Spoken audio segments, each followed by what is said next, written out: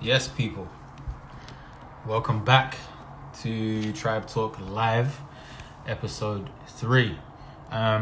Just to let you know, the talk I did last Sunday with Rowan Kelly is up on YouTube now. You can go and find that in my bio. But for today, we have another special guest, Dan Barnes, professional rugby player and nutritionist. I'm sure this is going to be an interesting talk. Thank you for tuning in. Let's get Dan on now.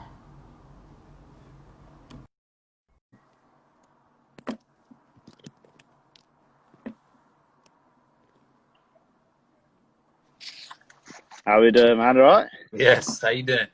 Yeah, good, man. Long time no see. I know, right? Yeah. Probably years. Yeah, as I think it was the tournament at Allianz Park, I think. Super Sevens or something like that.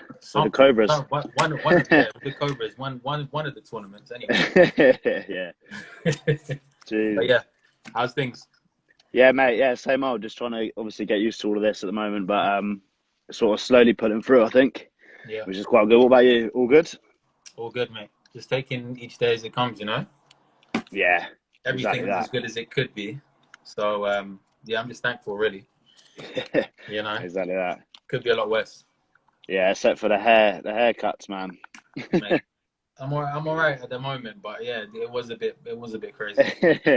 One's going long. The cap and the beanie is a lifesaver right now. Yeah, you know it.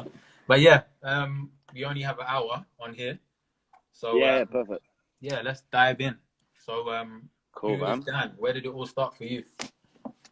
So so at the moment currently I'm a nutritionist and also a professional rugby player. It's taken quite a few years to build up to this point. A lot of different jobs, a lot of different pathways Yeah. in terms of rugby and different things. I was even plumbing and doing construction for a couple of years as well before I even Already. thought about going to university. Yeah, so it's been quite up and down, but that's where I'm at the moment, and then just enjoying the ride of isolation at the moment. But yeah. So yeah, if you were to introduce yourself to everyone, Yeah, in a couple words, what would you say? Sociable. I love a chat, so this might go on for longer than an hour. Hopefully not. That's what I was afraid of, but you know, we can do part 2 another time. Yeah, it's all good. Just that's what I would say. Really, it's sociable, and then you get what you get from that. It's just obviously very dedicated to things I do, committed. And it's but again, a few years ago I wasn't. So, but we'll find out all of this when we go through these. So definitely. So like, what are your thoughts on the current events and everything that's going on, just in general, not specific, but you know, with the and I know everything's starting to die down a little now. But what's your thoughts in general? Yeah, I think like it was I thought maybe we could have done it a bit sooner, getting the whole thing locked down and things like that, and followed past from everything else. But I'm glad it's sort of opening up now, and you can sort of see people, because I think that's a big part of this as well, is not being able to see family members, and you know, some parents not being able to see their kids if they've split, and you know, sort of starting to introduce this is quite good. So I'm quite happy with how it's going at the moment. It was tough at first, especially when being a player, being around 45 blokes every day, to then literally just not seeing anyone was pretty different and pretty tough to get used to, because it happened within a day. So yeah, because they shut it down instantly, didn't they? Yeah, literally, yeah, straight away. So it was just like there was sort of chat about it around the club, and then it was like next thing you know, I was a bit naive about it at first as well. Like everyone else was, sort of thing, like, oh, I've got nothing to worry about, and then sort of thinking, oh, it's not going to hit England, we're fine. And the next thing you know, you got a case that's like down the road. You're like, Jesus Christ. Yeah. So it was a bit like that. It was a bit eye-opening as well, how quickly the world can just shut down. But yeah, definitely. So what are some of the things that you've been implementing to overcome all of this kind of uncertainty? yeah, like in terms of rugby and training wise, like it was good to start off with. I just found it the most because I have no weights or anything at home, Hmm. so all I had was a resistant band and a yoga mat. So that's all I had. So I had to literally adapt my whole training regime. So, Yeah. and so I had nothing really to do. So what I found was I just got competitive with my mates. So we had a little WhatsApp group and started getting a bit competitive. Um, which was all good. But then I sort of now slowly, when stuff is opening up, I need to sort of condition myself to get back to that Yeah. rugby player mentality because is a tough environment to be in, and I need to be conditioned for it because I don't want to be susceptible to any injuries and things like that. So Of course. at the moment, I'm just trying to get some stuff in, get some sort of strength exercise as much as I can do, Yeah, and especially just when they do say, my right, running it's stuff. time. Sorry. Especially when they probably say, right, it's time, guys, let's go. Exactly that. That's what I mean. So I'm sort of seeing this as it could happen next week now that we can train with 6 players or something like that. Hmm. So you never really know when it's going to happen. Yeah. So I just have to be ready for that. So I was sort of following Instagram like the first few bits because it's quite easy to do that with all the little workouts and stuff going on. So I was doing like WODs. It was nice to sort of switch off from rugby for a bit because it does get on top of you. Yeah, definitely. From anything, Yeah, everything, life in general. yeah, it's exactly that. It was just a good little off switch button. It was getting on top of me a little bit with in the champ. I don't know if you heard like the RFU cutting 50%. Yeah. So Yeah, I did we hear that. were so one day we were fine, everything happy chappy, and then the next day it was you're going to be jobless in 9 weeks. Some of them had like houses. It was like you're going to be Wow. basically homeless and jobless. It was like the next day we all got called into the meeting, and so it's been a very pressured year, especially for a lot of the boys as well, because some of them just play rugby. Yeah. And luckily for me, I've got my nutrition stuff on the side, so that's kept me pretty busy online stuff. So So how have they adapted? What have they been able to do? all they've been doing is exactly the same as sort of what I've been doing, trying to be competitive with their mates. And Yeah. some of them, as soon as it happened, moved in with their friends so they could all be together and isolate together. So because some people would be stuck on their own. So when you don't have that thing outside of rugby, it is quite hard when, especially, you can't even pass the ball to each other and things like that. So Yeah. uh, it's just a massive lifestyle change for everyone. But as bad as it is, it's quite good to have been done. So then Yeah. now boys sort of know if anything else does come, then They need to they're be sort of prepared. ready for. Yeah, exactly that. Yeah, because again, you just never know, do you?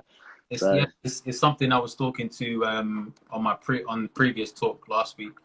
mm, Um, Even like I don't know how many people have been through this, but probably a lot. Like you're just so focused on one aspect of your life that you just forget the rest. Um, exactly that. yeah, and we were just kind of talking about solutions and pursuing like other things that you're interested in rather than just honing in on one thing because anything can happen. You could break your ankle one day. Yeah, exactly that. You know what I mean? Your career's pretty much Mm, done then. mm. Yeah, what were you gonna say? Yeah, no, that's exactly it. It's good to have like a little release outside of it, and Hmm. but unfortunately, some people, they do just want to fulfill Yeah, their careers in their sports and stuff like that, which is fair enough. I understand that, but it's been quite good for me just to keep busy, and because otherwise, I don't know what I'll be doing if this was a few years ago and things like that. God knows what I'll yeah. be doing. So Everything happens for a reason, man. exactly that. So yeah, obviously everything's starting to um, ease off now, thankfully. What's your plans moving forward? Just sort of taking it step by step, really. I guess um, again, like I said, training wise, just trying to sort of build up that strength and stuff now.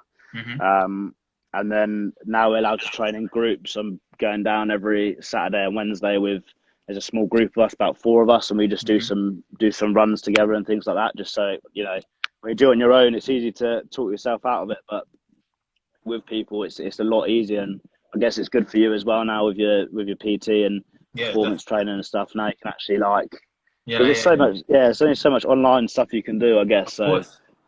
Yeah, so face to face and stuff is so much easier. Yeah, I'm definitely someone that loves one to one, so I can see everything that's going on. Yeah, So yeah, there's only except for so much you can do online. yeah, exactly that. Um, but yeah, thanks for that. I'm gonna move on to the Q and A's because they're quite they're quite in depth, and I think they Yeah, get into a lot. So yeah, I've asked a lot of people throughout the week, or everyone, yeah, put in some questions for you. I've got, and you've had some from your side too. yes. So yeah, I'll just dive right in. What was the motivation behind you getting into nutrition, and what's your philosophy behind it now? Yeah, so it's quite a complex thing. We'll go into little bits about it further with different questions and stuff. But Yeah. before I did go to uni, I was a very sort of big player. Like I was carrying a lot of fat, and I Hmm. wasn't exactly the fittest player. And I know why I wasn't, because I did what I did for reasons that we will go through. But the reason why motivation behind the nutrition was because of that. I was sort of getting into this thing about, if I don't eat a full English breakfast before I play, I'm not going to play well. And it was sort of like, I need this, I need, like, there's loads of stuff, but I could Like a tell in the culture, huh? game. It's like the Yeah, culture. yeah, yeah. And it's in the game, I was just feeling like rubbish, and I was like, I sort of need to sort my life out a little bit. But that was sort of, I saw this, and I was like, working as a plumber. Yeah. Just didn't see eye to eye with the boss and things like that. And then I was sort of doing a bit of construction work. And I was like, I want to do something I enjoy.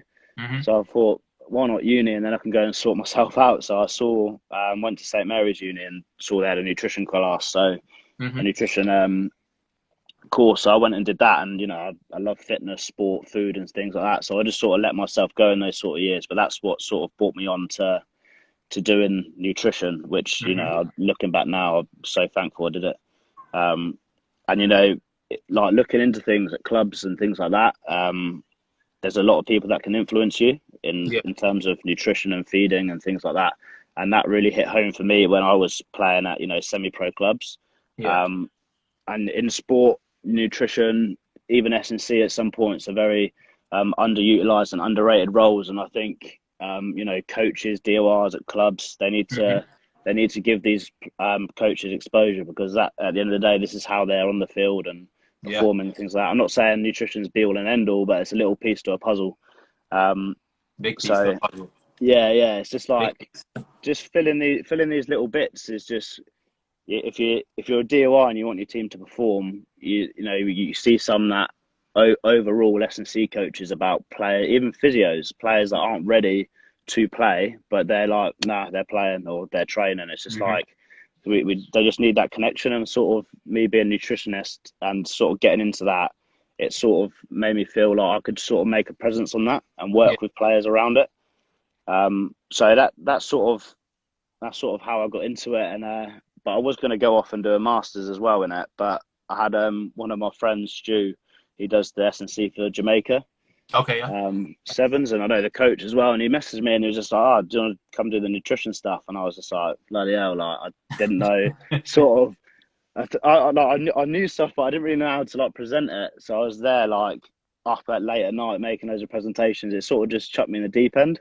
Hmm. And yeah, like, thankful for it now, because made loads of content and loads of things and friends and sort of learned about it a lot. So Hmm. it's been pretty good journey in that sort of respect. So what's going on to the second part of the question? What's your philosophy behind nutrition right now? So I see it as like, it's hard. Everyone's different, and I'll step into that a lot more later. But Yeah. the way I see it is food is fuel. Food is fuel. Yeah. I always see it as power. So talking about how we respect ourselves and things like that. And also it's habit, and we need it to survive. So that's sort of my philosophy. I never look at demonizing food groups or Hmm. anything like that. So I always sort of take it as each person that I work with, and also myself as well. Different things work for different people. Definitely. Yeah, and research can tell you one thing, but the person that you do it on, it might not agree with them. So Hmm. you've just got to be able to adapt to that. Yeah. Definitely. Definitely. Um, so yeah, moving slightly away from the nutrition side, Yeah. from obviously a professional's perspective, what advice would you give an athlete, young or older, to help break through? I've got very strong views on this sort of subject, which is pretty good. Like, coming from semi-pro clubs and things like that, and I've sort of moved about. I've done this in an article the other week, a little interview that I had. It's like, make sure that you follow your instincts with clubs. Anyone that's listening, if you feel like you want to try and earn your trade playing in a higher team, in a higher league, then go and do it. Don't listen to people that are above you saying that you shouldn't and you're a bit of a dick for doing this, that, the other. Like, I dealt with that, and I've gone down a league to get more game time. I've gone up a league to get more game time. I've gone to push myself, and that's where I am today. And I've had horrible emails that weren't directed at me. Well, they were directed at me, but they weren't sent to me. But I got them forwarded to me about how much like he didn't respect me and I wasn't a very good player and this, that, the other. Wow. But it sort of just fed the fire a little bit when I went over, and I actually played my best rugby when I moved on from them to a high league. So that's like a big thing for me. Is like if you got a scratch, go and itch it. Just go and do it. Or if you got an itch, it's your career. Scratch it. Yeah, exactly that. Yeah, if you want to go and have a go, yeah, you got one career as well in rugby, like or any sport. So you've got to go give it a go. As well for younger lads, like a lot of people when they're young, they do try and jump into the gym stuff, but sort of neglect the stuff that actually makes you good at the sport, which is the skill side of things. Actually playing rugby. Yeah, like I don't know if you need to learn to kick if you're 10 or anything like that. But so always focus on the areas that need improvement, but never neglect the stuff that you're good at, because that's why you're good at your sport. And then I'll just say don't lose hope as well and keep going. I've dealt with so many setbacks. I played when I was 18. I trialled for Southwest under 18s. It was very cutthroat. There was about 40 of us trialing, and then they took 30 through to the next round. Okay. And we're all sat in the lunchroom, and he named the 30 players that were staying, and then the 10 players that weren't picked had to stand up and get out.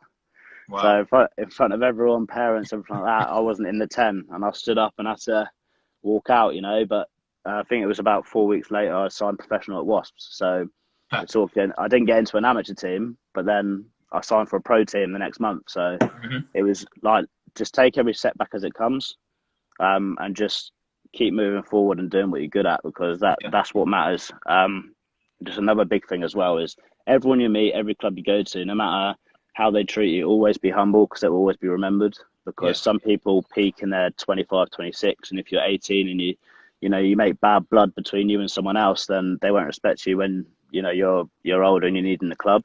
So that's something that I learned. Even though people were very disrespectful and rude to me, I was always kept them close, and it sort of pays out in the long run. So people remember nice people, so it always work out for you. Yeah, I mean we covered this as well in the last talk. It's funny about one coach won't see anything in you, but you'll go somewhere else and they see that potential. It's exactly funny how that works. It is exactly that. Yeah. Some people have different philosophies with the way they coach, and so it is very much like that. Just if you've got hope for something, just go get it. There's no point waiting around. Yeah. I get people that are like 30 years old that are still saying, I want to go and try high league. So just go and do it. Go and try. Yeah, it's great advice, man. Why rugby? Why not football? Why not basketball? I haven't actually played rugby for too long. I've played for 10 years, I think. When I was 14, 15, I started.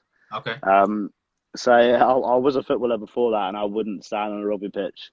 I was at school, and my teachers were coaching a rugby game, and they just told me, get on the pitch. And I was literally like, nah, and they're like, get on the pitch. So I got on the pitch, and literally had no idea what I was doing, offside all the time. But I come off, biggest grin on my face, and just couldn't get enough of it since then. Take the ball and run.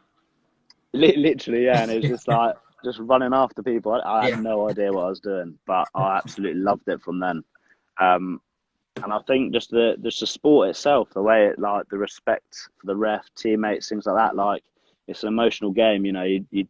It hurts a lot when you lose, but you got to remember it's just a game, and you enjoy a beer afterwards. And I've been in games where we're literally the whistle's about to blow and there's a full-on fist fight, and then the whistle blows and they just stop and shake hands, and it's crazy. And I just love that about the sport. It's so emotional in there, but you just forget about it afterwards. And I think that's the big thing that pulls me towards it. What are some of the things you're doing now and have been doing to stay in Mm. shape and to recover for when things go back to normal? Yeah, I've we covered it a little bit, just saying like, I had no weights and stuff like that. But again, when I go back to being nice to people, even though they might be in a team below or they might whatever it is, I'm very good friends with the guy at Camberley Rugby Club, and he lent me some weights from there. So Okay, yeah, cool. I've got two dumbbells that I've had for like the last 2 weeks. They helped me Hmm. out massively there. So I'm just trying to get all my running in and try and sort of schedule my sessions in around my work and things like that. But again, it's just good to have that little bit of switch off. I'm trying to keep in the best shape possible. Try and be on top of my food stuff when I can. Try and cook as much as I can and things like that. So there's loads to it, and as I said about trying to be strong when the season comes, because it could happen next week. Yeah. What people don't really tell you in everyday life is the contracts that we sign are very much cutthroat. If you have a 12-week injury, they can terminate your contract. So you've got to be on the money. So Yeah, when definitely. we start up again, I've got to be conditioned and just ready for it, basically. Yeah. So Which I think I am. what are the top three, let's say top three things that you've been doing, whether it be physically, mentally, that you've been working on during this time? A lot of it is skills. So I've been doing Hmm. a lot of kicking, which is very much switch off and just sort of focus on one thing, which I've been loving. Um, Doing it with one of my friends that's helping me kick. Hmm. And then I also been playing golf. So Just to on the switch up. weekend, yeah, Yeah. it's like you obviously get angry when you hit a shit ball, but like you just forget about you walk around with a friend and you just forget about what's happening around you, and it's quite Hmm. nice just to, all the news switched off. So just been walking around playing a bit of golf on a Saturday and just sort of switching it off, and then trying to start implementing a bit of reading as well, because I don't really read that much. So just like books to take it away from things, basically. Yeah. Yeah. Um, yes. What's your relationship like with food?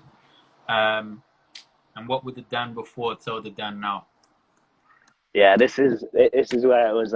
This is where the relationship with coaches came into play massively. Um, when I was 18 and I signed professionally for Wasps, when I got released about 8 months later, Hmm. that's when I talk about sort of just keeping motivated when setbacks happen.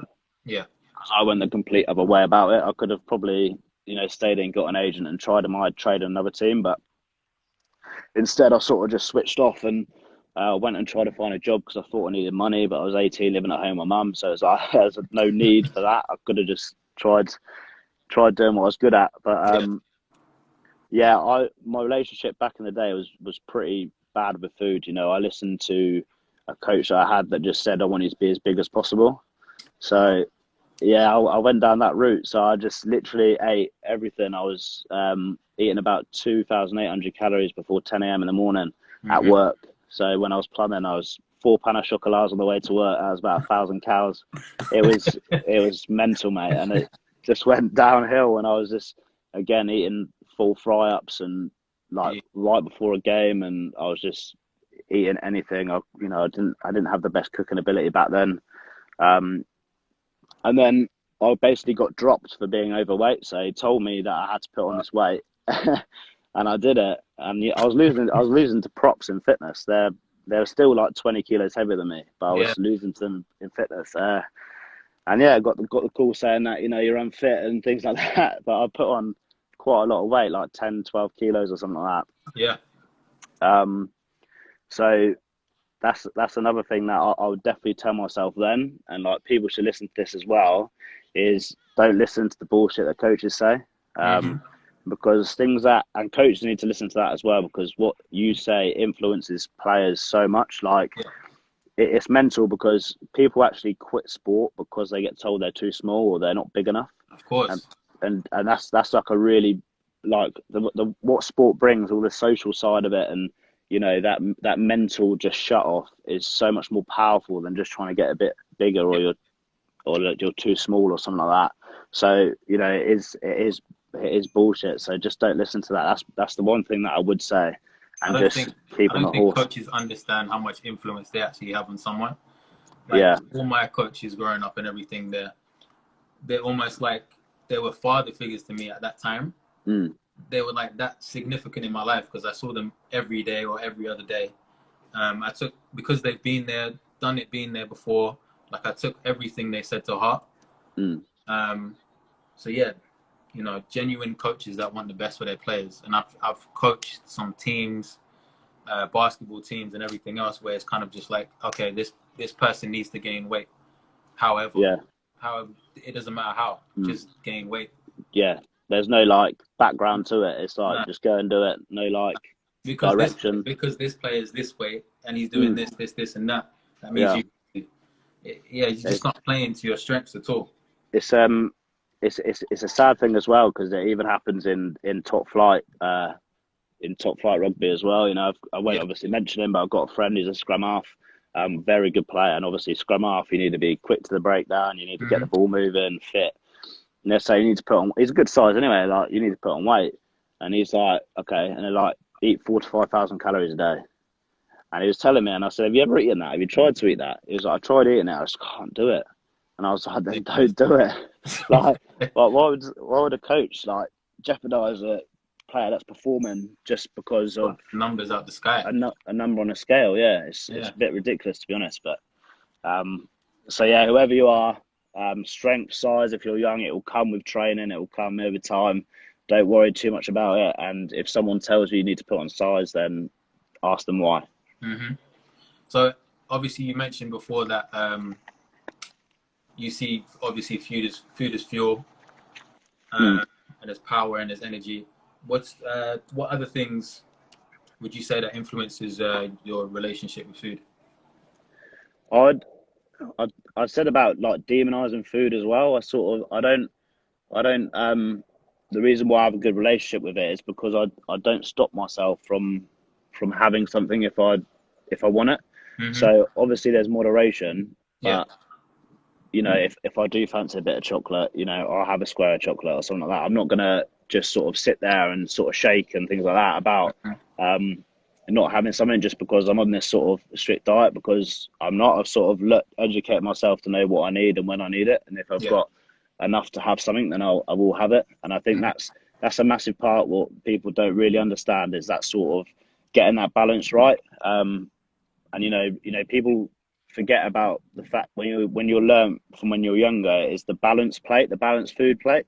That people still sort of take away from that. You know, you still got that little bit of shit food you can have, which is I don't even class it as shit food. It's just something that you need every now and again. Quality that you're looking at more than anything, really. Yeah, exactly that. Yeah, so that's one massive thing for me. Obviously moderation, but don't stop yourself from certain foods just because you think you have to. And to be honest, you'll be in a better position mentally than someone that, you know, feeling a little bit guilty that they had a square of chocolate, you know. Yeah, exactly that. It's almost like an all or nothing kind of mindset. It is that, exactly. I have one square and then it goes, you know what, fuck this, I'll just eat whatever now.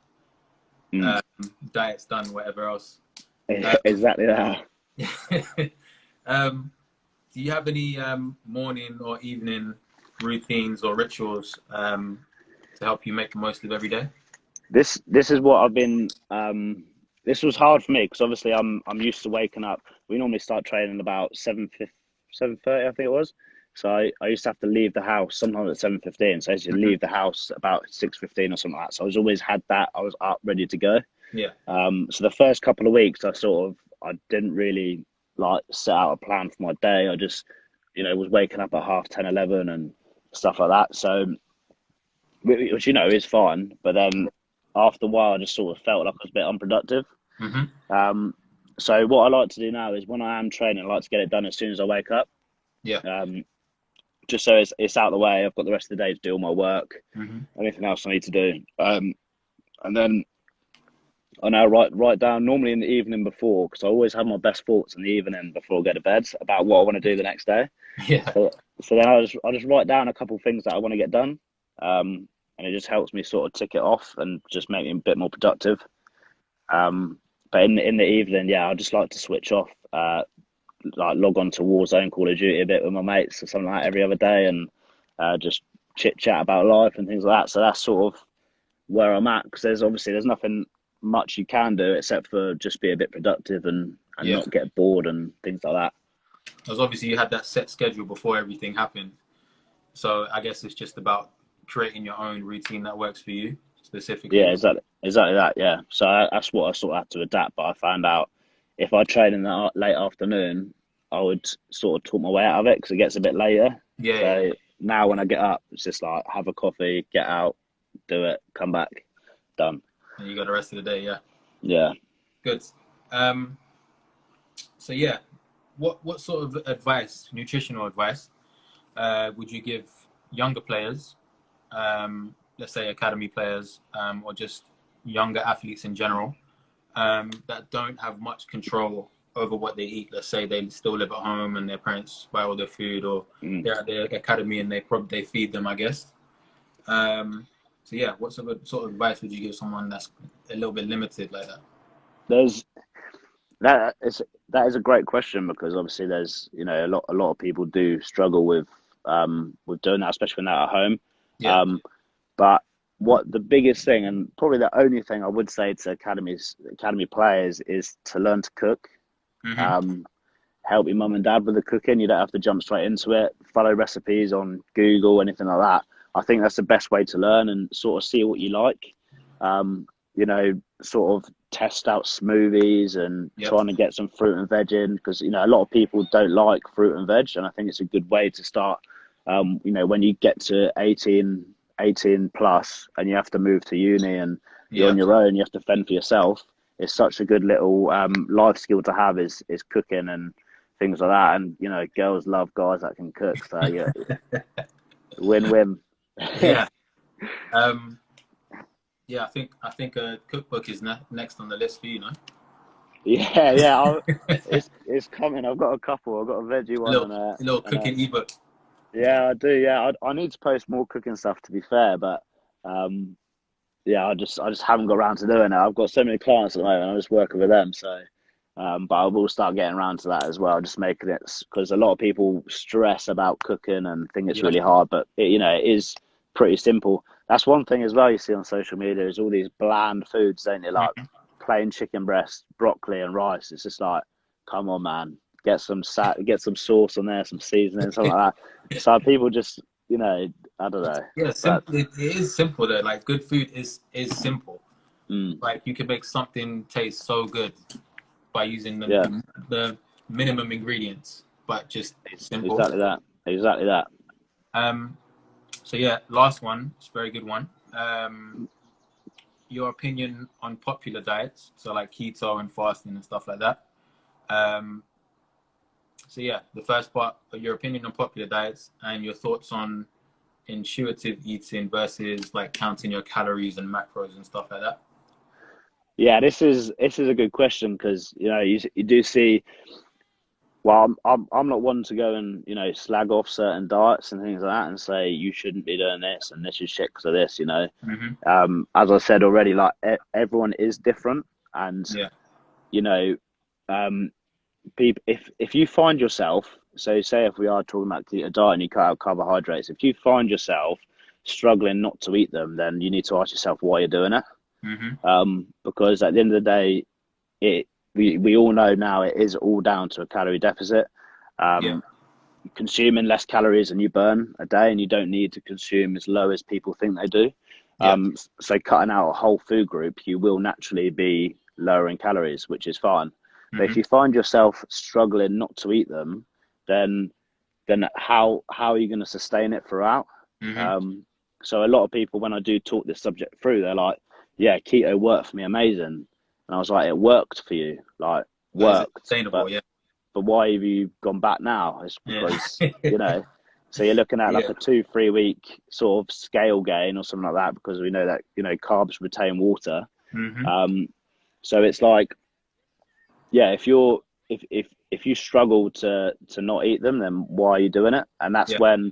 that's where the course that I run with my clients is, so that they understand that as well, and they can, like I said about relationship with foods, they understand that they can have the foods that they enjoy, but Yeah. we do it in moderation. And you know, all of them say that they don't feel like they're trying to cut out any foods. They're not like restricting themselves in any way. They feel better, fuller for longer. And I think that's a massive part of it. And I don't really care what people say about you should be doing this, you should be doing that. Like, it's not my place to get involved, but the clients that I work with, I like them to sort of understand all that.